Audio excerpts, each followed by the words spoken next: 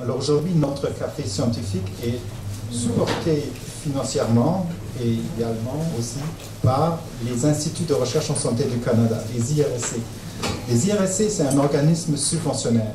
C'est un organisme fédéral et les chercheurs, pour avoir l'argent pour faire leur recherche, il faut faire des demandes de subvention, et ces demandes de subvention aux IRSC rentrent dans un concours, et les meilleures demandes de subvention sont acceptées et l'argent est octroyé aux meilleurs chercheurs. Donc, imaginez-vous, à chaque fois qu'un chercheur veut faire un projet de recherche, il faut qu'il rentre dans un concours avec son projet et avec sa demande de fonds. Et c'est toujours une compétition, et c'est pour ça que les meilleurs chercheurs sont sélectionnés. Alors, à l'IRCM, notre institut, 90% des chercheurs qui y travaillent sont subventionnés par les IRSC.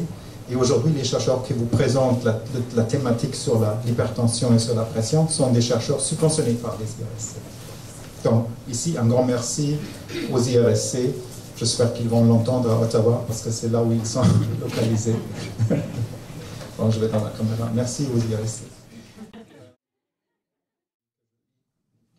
Alors, je ne veux pas tarder de vous aussi annoncer l'animatrice de cette soirée. Elle est spécialiste en nutrition. Je crois que je veux voir la caméra. Elle est spécialiste en nutrition. Elle est très connue ici au Québec. Elle a fait 600 émissions de télévision et Radio-Canada, Radio-Québec. Elle est aussi décorée de l'Ordre du Québec et l'Ordre du Canada. Et elle a déjà fait le premier café scientifique de l'IRCM. Et je vous annonce Louise Lambert-Lagacé.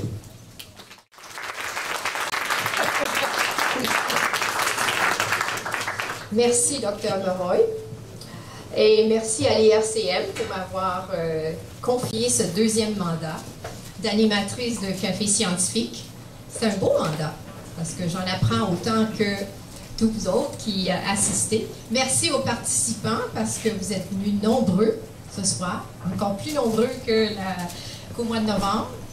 Merci à Lucette Thériault et à Olivier Lagueux qui ont coordonné toute cette activité. Merci beaucoup. Et merci au chef Marc Boucher qui nous a préparé des bonnes bouchées qui nous ont permis de mieux écouter maintenant qu'on a fait le plein. Donc l'IRCM, pour les gens qui ne connaissent pas, c'est un centre de recherche avec 450 chercheurs, employés, étudiants, avec 36 unités de recherche. Donc, les unités de recherche, c'est des laboratoires avec plusieurs personnes qui y travaillent, avec un grand directeur de recherche. Donc, 36 unités de recherche. 8 chaires de recherche du Canada. Une clinique, ce qui fait la particularité de cet institut de recherche, c'est qu'il y a une clinique où on voit par année au moins 20 000 visites de patients. Donc, c'est une clinique très courue. Il y a une affiliation avec l'Université de Montréal et une collaboration avec l'Université McGill. Donc, c'est un centre très important. Un café scientifique, donc c'est une formule nouvelle, une créature nouvelle qui date de quelques années, mais qui favorise les échanges entre des scientifiques, des experts de la Tour d'Ivoire et les gens, le grand public, qui arrivaient avec vos questions, vos préoccupations. Donc, un échange autour d'un sujet qui nous préoccupe, un sujet d'intérêt public. Il y en a des cafés scientifiques un peu partout à travers le pays. Et si vous cliquez sur Institut, c'est-à-dire café scientifique sur Google, vous allez avoir la liste des cafés scientifiques qui se passent à Montréal, qui se passent un peu partout sur différents sujets. Ce soir, ce sont les instituts de recherche en santé du Canada qui subventionnent cette recherche. On a tenu notre premier café au mois de novembre sur le problème de l'obésité et du diabète. Et ce soir, notre deuxième café, c'est un échange autour de l'hypertension. Moi, je dirais que c'est un sujet qui concerne un peu tout le monde.